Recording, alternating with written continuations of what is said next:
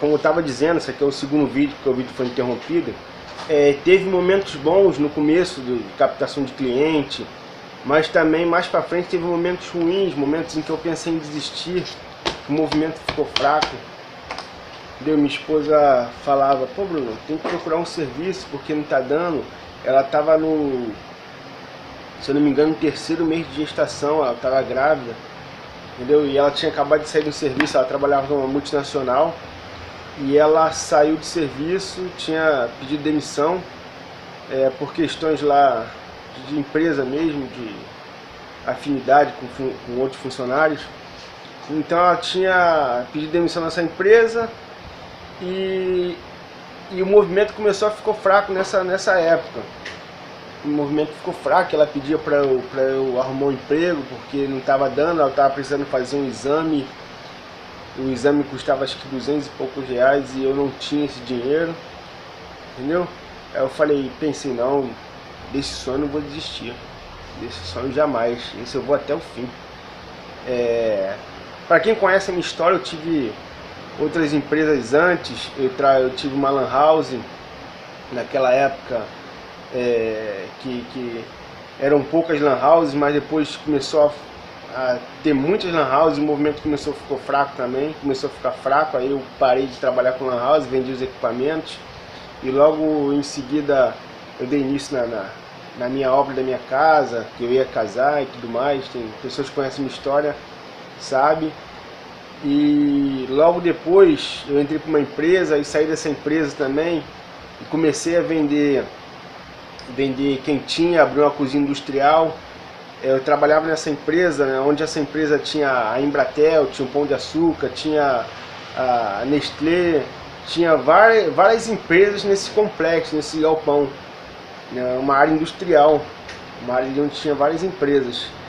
E tinha uma pessoa só que entregava quentinha, então eu via a dificuldade que aquela pessoa estava tendo para atender muita gente. E eu comecei a sondar, comecei a perguntar, fazer uma pesquisa de mercado, que é muito importante você fazer uma pesquisa de mercado, porque quem pensa que o empresário, o empreendedor, ele mergulha de cabeça, está errado. O empreendedor, primeiro ele bota o dedinho na água, para ver se ela está, depois ele chega e põe o pé, mas aquele pé assim com todo cuidado, né, para ver a profundidade, e só então que ele vê tudo isso que ele entra na água. Então quem pensa que um empreendedor ele mergulha de cabeça, está errado. Esse não é empreendedor, esse arrisca demasiadamente, se arrisca sem saber de nada. Então é importante fazer uma pesquisa, uma pesquisa de mercado. Então nessa época eu comecei a sondar lá e ver quem compraria, quem tinha comigo, quem poderia comprar, quem poderia ser meu futuro cliente. E eu comecei a montar uma cozinha industrial, mas não, tem que ter um diferencial. Em toda área você tem que ter um diferencial. O meu diferencial na época da quentinha foi a sobremesa grátis e eu aceitar o Sodex dos clientes. Eu não tinha maquininha na época, a burocracia era muito assim para você ter uma maquininha. Mas o que eu fazia? Eu pegava, anotava de todos os funcionários no mês. No final do mês eu pegava o Sodex deles, ia no mercado e comprava o grosso. Então o meu diferencial nesse começo, na venda de quentinha, foi esse. Eu entregava sobremesa grátis. Então foi ali uma empresa que deu certo, entendeu? Eu fiquei 1 ano e pouco trabalhando com cozinha industrial, com quentinha.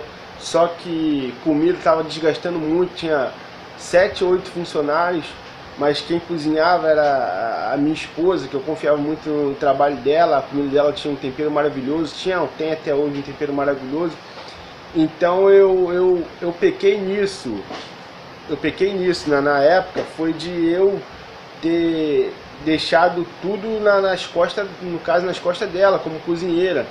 Na verdade, quem é o cozinheiro, o chefe, no caso de restaurantes, ele faz só o prato principal e os ajudantes faz os outros pratos, né? E eu pequei muito de achar que só ela tinha que fazer essa parte da comida.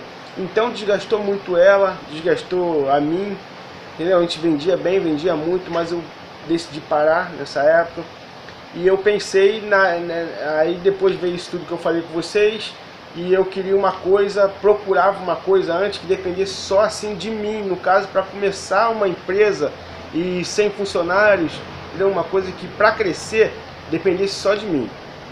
Então foi aí que veio essa parte que eu falei com vocês todinho, que aconteceu, a roupa de academia e tudo mais.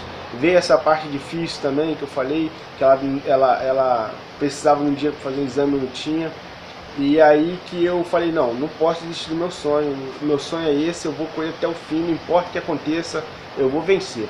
Então eu liguei pro meu tio, vou procurar outra alternativa. Meu tio era pedreiro, liguei para ele e falei, pô tio, o senhor está precisando de algum auxiliar aí, algum servente aí para trabalhar com você? Tem alguma obra? Ele falou, pô Bruno, ó, eu tenho uma obra aqui de tantos dias que é para fazer contrapiso e para botar um piso num vazamento que está tendo em cima da laje de uma cliente. Se você quiser vir, eu te pago tanto por dia. Aí eu fiz uma conta rápida, né, e vi que aqueles dias que eu poderia trabalhar com ele seria o dinheiro que eu pagaria o exame da minha esposa. E fui com tudo, fui determinado, vou conseguir o dinheiro e vou voltar, não vou parar minha empresa, não vou arrumar serviço, porque eu não quero desistir do meu sonho não vou desistir nunca. E eu comecei a ir nesses dias trabalhar com ele. Até que consegui o dinheiro para fazer o exame da minha esposa, ela fez o exame. Depois desse dia, desse sufoco que a gente passou, graças a Deus nunca mais teve dias como esse, entendeu?